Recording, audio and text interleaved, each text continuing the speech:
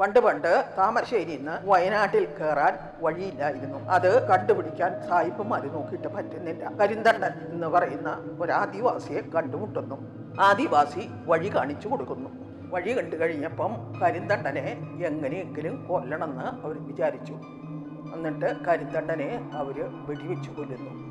കൊന്ന് ചുരത്തിൽ അവിടെ കുഴിച്ചിട്ട് കഴിഞ്ഞ് അവിടെ വണ്ടി വാഹനങ്ങളും ആൾക്കാരും ഒക്കെ പോകുന്ന സമയത്ത് കരിന്തണ്ടൻ്റെ ഉപദ്രവം ജനങ്ങൾക്കും വണ്ടികൾക്കും ഉണ്ടായിക്കൊണ്ടിരുന്നു.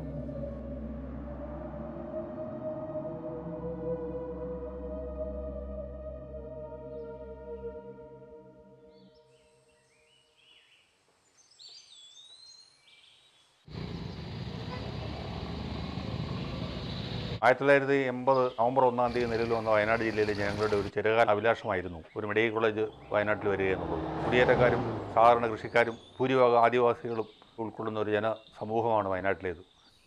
പേരെന്താ പറയുക? പരണ്ടൻ.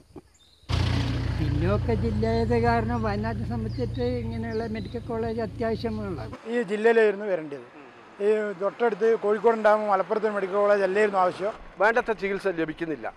പ്രത്യേകിച്ച് ആദിവാസികൾക്ക് വലിയൊരു മാറ്റത്തിനുണ്ടാവും. 300 രൂപ കൊടുക്കാൻ ഒരു കുളിയെ വാങ്ങും. ഇതൊക്കെ മുടക്കിയിട്ടാണ് ഞങ്ങൾ പോകുന്നത്. അപ്പം ആ നേരത്തെ ഇവിടെ ആകത്ത് സന്തോഷം ഞങ്ങൾ അന്ന് കൂടുതലായി. അങ്ങനെ കോഴിക്കോട് കൊണ്ടുപോയിട്ട് മെഡിക്കൽ കോളേജിൽ കൊണ്ടുപോയിട്ട് ആളെ കൊണ്ടുപോയിട്ട് നേരം വെളുക്കുമ്പോൾ ആൾ കഴിഞ്ഞിട്ട്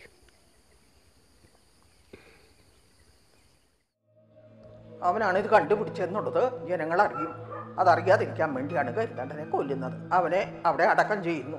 ചുരത്തിൽ അടക്കം ചെയ്തു കഴിഞ്ഞപ്പം കരിന്തണ്ടൻ്റെ ആത്മാവ് വണ്ടിയും ആൾക്കാരെയും എല്ലാം ഉപദ്രവിച്ചു തുടങ്ങി. ജനങ്ങൾ കരിന്തണ്ടനെ കൂടോത്രക്കാരനെ വിളിച്ച് അവിടെ മരത്തിൽ തറയ്ക്കുന്നു, ചങ്ങലയിട്ട്. കരിന്തണ്ടൻ്റെ ശാപം ഇപ്പോഴും ചുരമിറങ്ങുന്ന വാഹനങ്ങളെ പിന്തുടരാറുണ്ട്.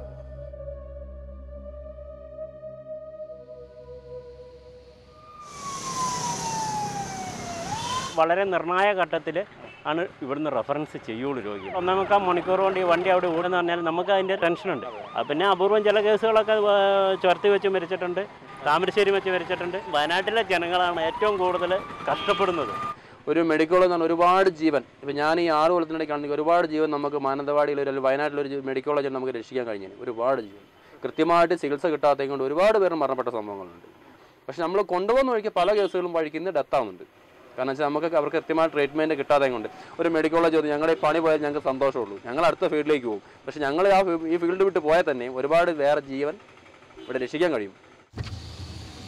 കഴിഞ്ഞ പൊതുപണിമുടക്ക് ദിവസം മാനന്തവാടി ആശുപത്രിയിൽ ചികിത്സയ്ക്കായി കൊണ്ടുവന്ന പട്ടികവർഗ വിഭാഗത്തിൽപ്പെട്ട ഒരു സ്ത്രീ പ്രസവിക്കാനായി ഹോസ്പിറ്റലിൽ വന്നപ്പോൾ ഇവിടെ ആവശ്യമായ സംവിധാനമില്ല എന്നതിൻ്റെ പേരിൽ കോഴിക്കോട് മെഡിക്കൽ കോളേജിലേക്ക് റെഫർ ചെയ്യുകയും ഇവിടെ നിന്ന് പോകുന്ന വഴി യാതൊരു സേവനം ലഭിക്കാത്തതിൻ്റെ പേരിൽ അവർക്ക് 3 കുട്ടികളുടെയും ജീവൻ പൊലിഞ്ഞു എന്നുള്ളത് ഈ തടത്തിൽ നമ്മൾ ഓർക്കേണ്ട ഒരു കാര്യമാണ്.